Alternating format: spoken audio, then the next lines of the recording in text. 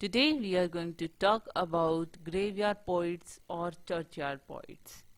Graveyard poets और churchyard poets उनको कहते हैं जिन्हें जो कि जो चर्च यार्ड दैट मीन्स जहाँ पे चर्च बना हुआ होता है उसके चारों तरफ जो भी जो होती है डेड बॉडीज होती हैं उस यार्ड में दफनाई जाती हैं, या फिर जो ग्रेव्स होती हैं या टूम होते हैं उनके बारे में वो लिखते थे।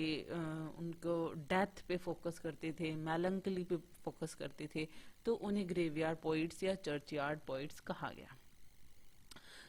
ये प्री रोमांटिक्स पोइट्स थे जो कि 18th सेंचुरी में हुए, और जैसा कि मैंने बताया कि डेथ, मॉर्टेलिटी, मेलंकली इनके ऊपर लिखते थे, ये इन्हीं थीम्स पे लिखते थे ये। और इनके टाइम पे दैट मीन्स कि ये अगस्टन एज के बाद में इनकी एज आई थी ग्रेवयार्ड पोइट्स की। ये जो पोइट्स थे इनके बाद में जो है रोमांटिक मोमेंट आया, गॉथिक लिटरेरी जॉनरा आया। दैट मीन्स ये precursor of gothic literary genre as well as a romantic moment. Hope आपको इतना समझ में आ गया होगा कि ये जो थे ये ऐसे ग्रुप ऑफ पर्सन्स थे जो कि डेथ पे, मॉर्टेलिटी पे लिखते थे, और इसलिए इन्हें ग्रेवयार्ड पोइट्री या ग्रेवयार्ड स्कूल ऑफ पोइट्री कहा जाता है। जैसा कि कुछ स्कॉलर्स ये भी कहते हैं कि जो मिल्टन की पोइट्री है वो स्पेशली जो मिल्टन की वो पोम्स हैं जो कि माइनर हैं, माइनर पोम्स जो हैं उन्होंने ग्रेवयार्ड पोइट्स को इन्फ्लुएंस किया है। यहाँ पे मिल्टन की हैं, कुछ शेक्सपियर के वर्क्स हैं, इस तरीके की चीज़ें जो ग्रेवयार्ड पोइट्स को काफ़ी इन्फ्लुएंस किया है, और इसलिए वो इन सब थीम्स में वो लिखते थे। एलेजीज, लामेंट्स, और इस तरीके से कोई भी डेड पर्सन है उनके ऊपर इस तरीके की चीज़ें जो लिखते हैं वो उस टाइम पे काफ़ी पॉपुलर थी।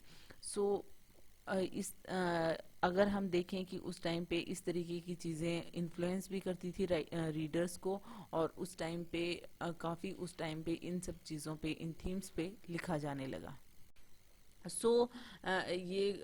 जैसे कि गॉथिक में होता है कुछ डेथ एंड डीके होते हैं, या फिर ऐसी चीज़ों के बारे में ये ज़्यादा लिखते थे। अगर हम बात करें कि ये इनकी कैरेक्टरिस्टिक्स क्या थी, दैट मीन्स वो किस तरीके से लिखते थे, तो इनकी पोइट्री की जो कैरेक्टरिस्टिक्स थी वो जैसा कि मैंने बताया डेथ एंड मेलंकली था। दैट मीन्स कि ये जो थे वो एलर्जीज लिखते थे, मेलंकली में लिखते थे, जैसे दुख व्यक्त करते हैं, इस तरीके की चीजें ये लिखते थे। और अगर नेचर की बात करें तो ये ऐसे वर्क्स लिखते थे जिसमें नेचर का डिस्क्रिप्शन होता था, जैसे कि पैस्टोरल या रूरल कंट्री साइड जो होती थी। इस तरीके की चीज़ें वो लिखते थे, और किस तरीके से लाइफ जो है सीजन की तरह चेंज होती है, और इस तरीके से नेचर से लाइफ को जोड़ के और फिर डेथ एंड मेलंकली थीम पे लिखते थे। और इनकी लैंग्वेज जो थी वो काफ़ी सिंपलिस्टिक थी। दैट मीन्स कि वो जो मॉर्न करते थे या जो मेलंकली वो शो करते थे अपने पॉम्स में, वो इफेक्ट करती थी लोगों को, एकदम रियलिस्टिक वे में लगती थी, क्योंकि because of simplistic language. Hope यहाँ तक आपको समझ में आया होगा। और अगर हम बात करें कि ग्रेवयार्ड पोइट्स कौन थे, तो ग्रेवयार्ड पोइट्स में आप और भी पोइट्स देख सकते हैं, लेकिन जो मेनली जिसका नाम आपको याद रखना है वो है Thomas Gray, Thomas Parnell, Robert Blair and Edward young. ये आप पॉइंट्स को ध्यान में रखेंगे, और साथ ही साथ में इनकी जो पॉम्स है फेमस, जो कि हम ग्रेवयार्ड पॉम्स कह सकते हैं, जो इन्होंने लिखी हैं वो आप जरूर ध्यान में रखेंगे। जैसे कि थॉमस ग्रे की जो पॉम है elegy written in a country churchyard, ये आपने बहुत बार इसका टाइटल सुना भी होगा और ये पढ़ी भी होगी। तो elegy written in a country churchyard ये आप जरूर ध्यान में रखेंगे, जो थॉमस ग्रे की है। थॉमस पर्नेल की night piece on death, Robert Blair की the grave, and Edward Young की नाइट थॉट्स।